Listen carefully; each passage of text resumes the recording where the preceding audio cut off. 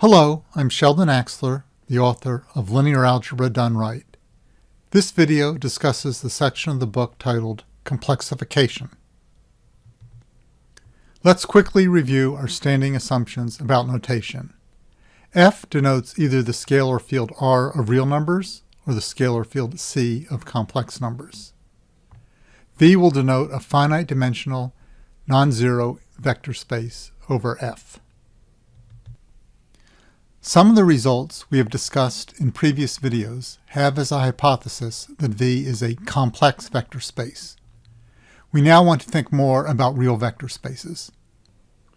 The main idea here is that if we have a real vector space, then we can think of it as a subset of a complex vector space and then use our results about complex vector spaces.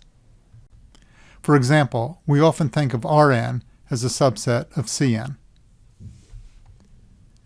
The analogy for an abstract vector space is called the complexification. Here's the formal definition. Suppose V is a real vector space. The complexification of V, denoted by V sub C, is equal as a set to V cross V. Thus an element of V sub C is an ordered pair U, V, where U and V are both vectors in our real vector space V. But we'll write that in the very instructive way U plus IV. Addition on V sub C is defined just as you would expect. Add the first components and add the second components, and that's shown in the second bullet point here. Complex scalar multiplication on V sub C is defined as shown in the third bullet point.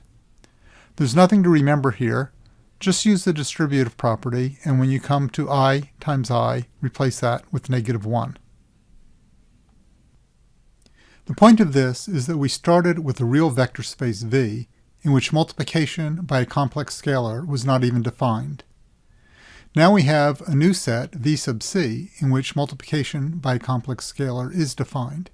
And not surprisingly, we have the following result, that if V is a real vector space, then V sub C, with the operations of addition and complex scalar multiplication, as defined in the second and third bullet points on the left, is a complex vector space.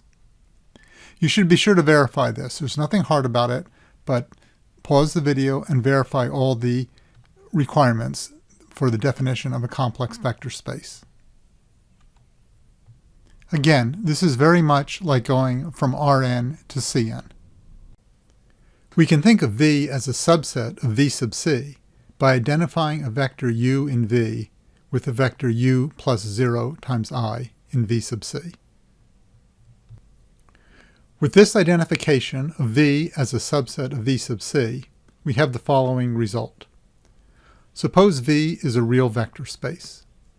If V1 up to Vn is a basis of V as a real vector space, then the same list V1 up to Vn is also a basis of V sub C as a complex vector space. To help you think about this, consider the example where V is equal to Rn.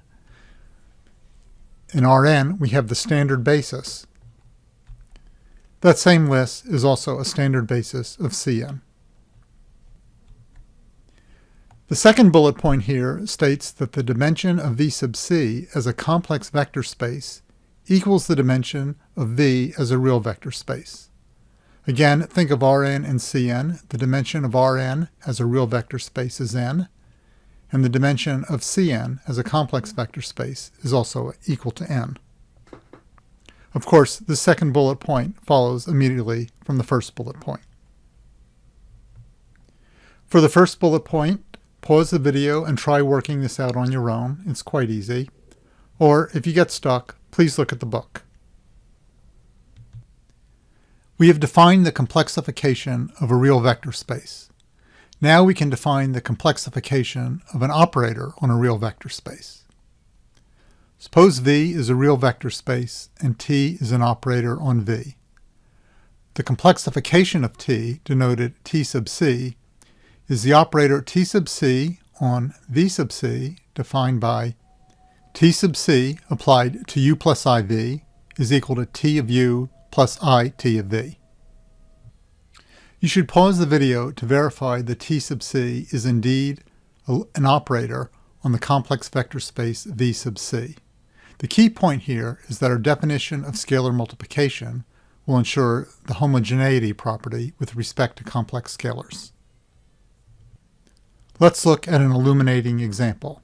Suppose A is an n by n matrix of real numbers.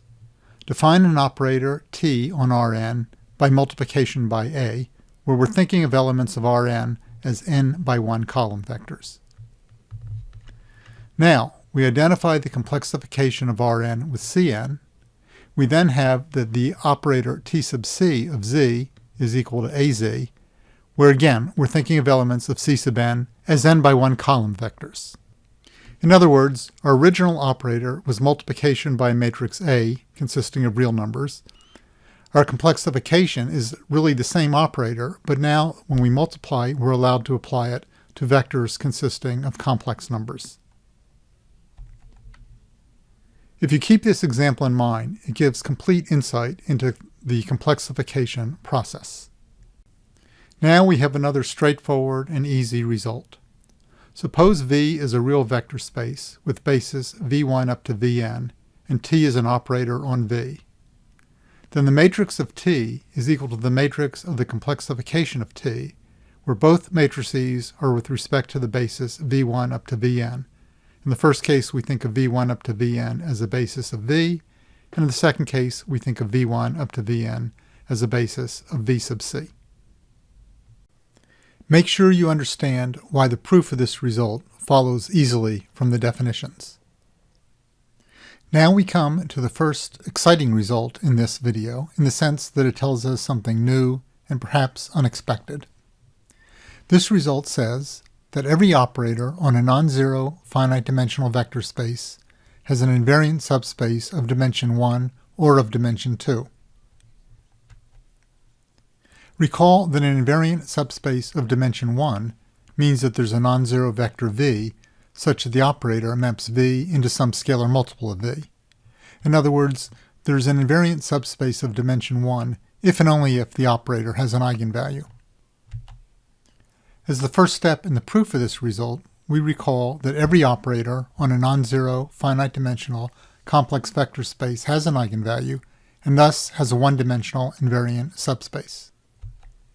Thus, there's nothing new here in the case of complex vector spaces. Hence, we can assume that V is a real vector space. Let's let T denote an operator on V. We have seen that there are operators on real vector spaces that have no eigenvalues and hence have no invariant subspaces of dimension 1. But we're about to prove that such operators always have an invariant subspace of dimension 2. This proof will be a really nice example of the power of complexification. So let's look at the complexification T sub c of T. That's an operator on a finite-dimensional complex vector space, so that we know that it has an eigenvalue, which we'll call a plus bi, where a and b are real numbers. To say that a plus bi is an eigenvalue of T sub c means there exist vectors u and v, not both zero, such that T sub c of u plus iv is equal to a plus bi times u plus iv. Now, we can rewrite that last equation just using the definitions, as you can see here. And for this to be true, it means that we have t applied to u is au minus bv, and t applied to v is av plus bu. This is sort of like equating the real and imaginary parts of complex numbers. Let's let capital U be the span in V of the list u comma v. Because u and v are not both 0, capital U is a subspace of V of dimension 1 or 2. The equations above now show that U is invariant under T, completing the proof.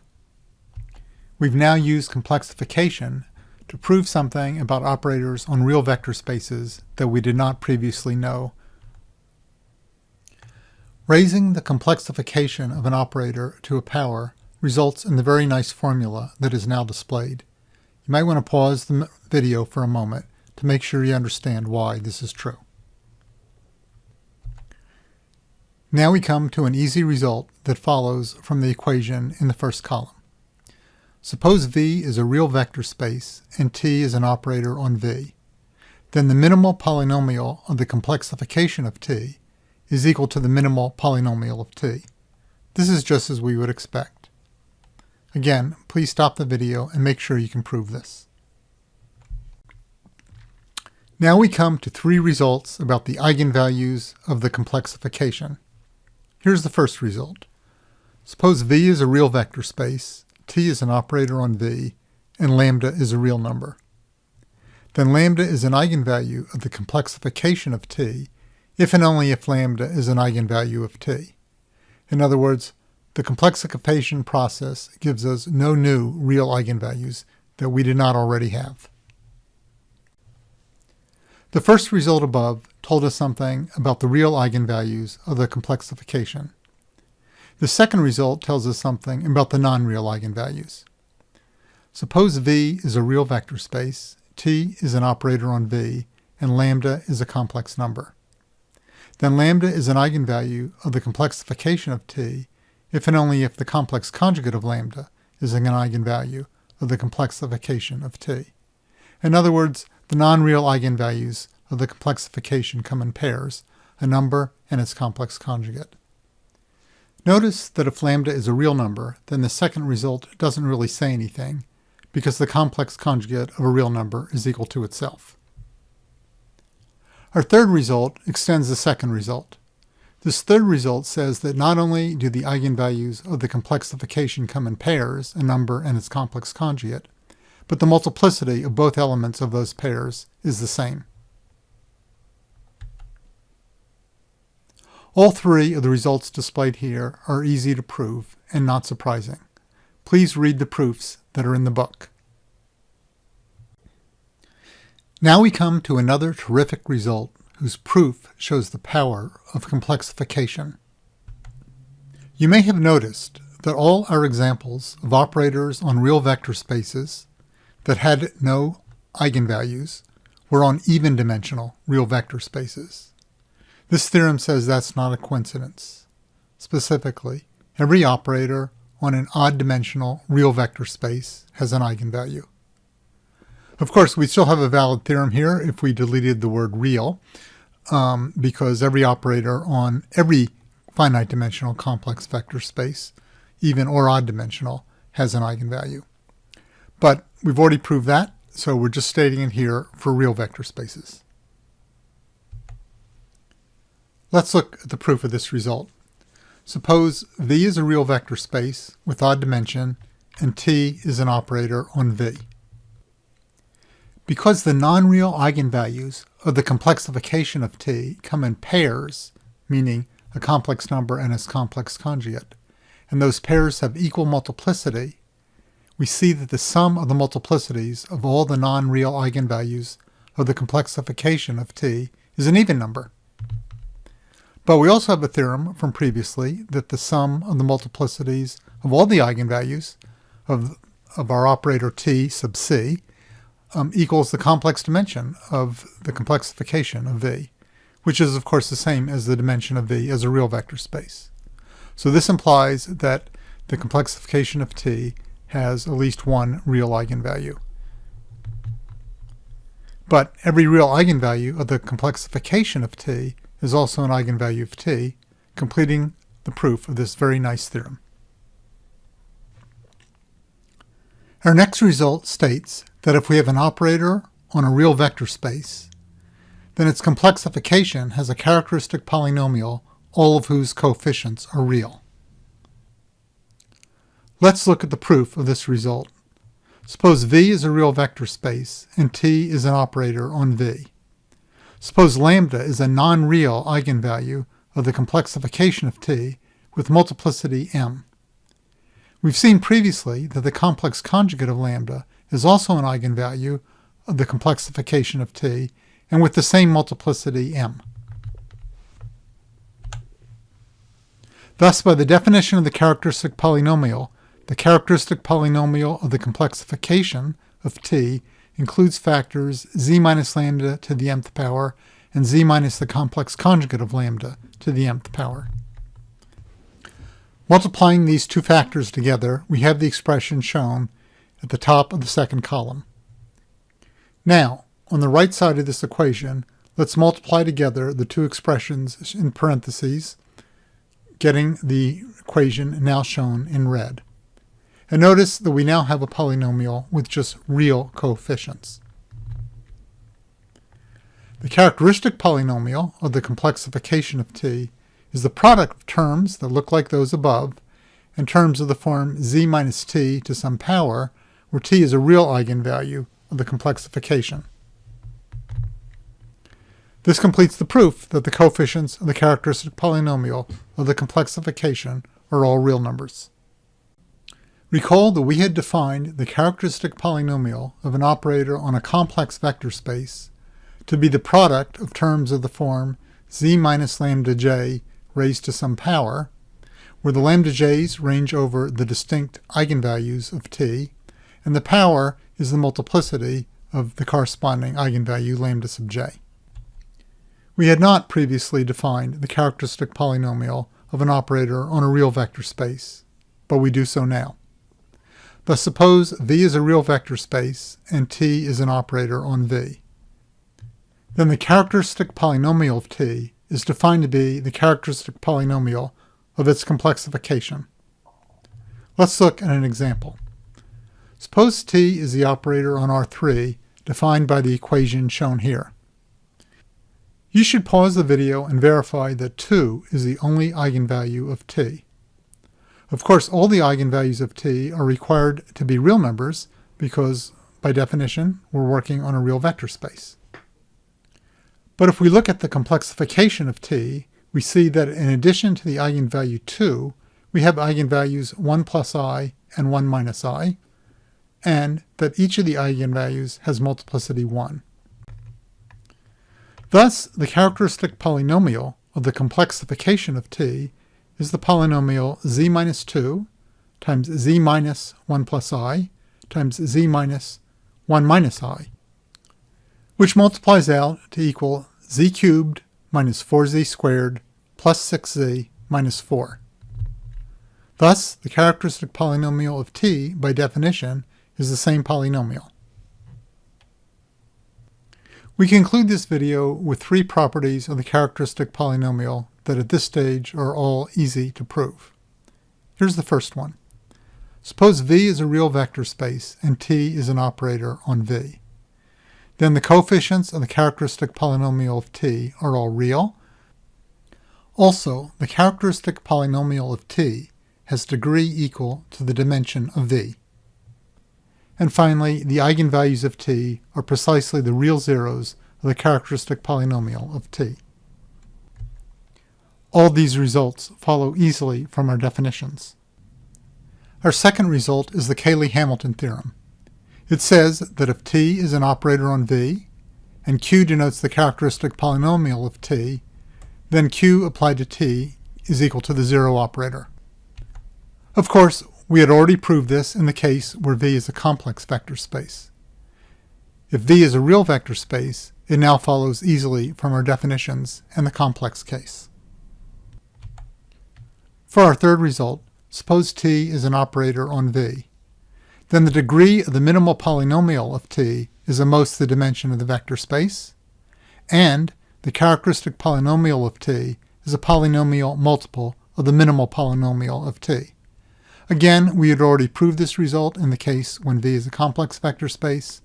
The proof now for the real vector space case follows easily from the complex case. The details for all 3 of these proofs can be found in the book. This concludes the video on complexification. If you see a small picture of a slide in the upper left corner of this slide, then you can click on it to get to the next video. If you see a small picture of part of the cover of Linear Algebra Done Right in the upper right corner of this slide, then you can click on it to get to the book's website.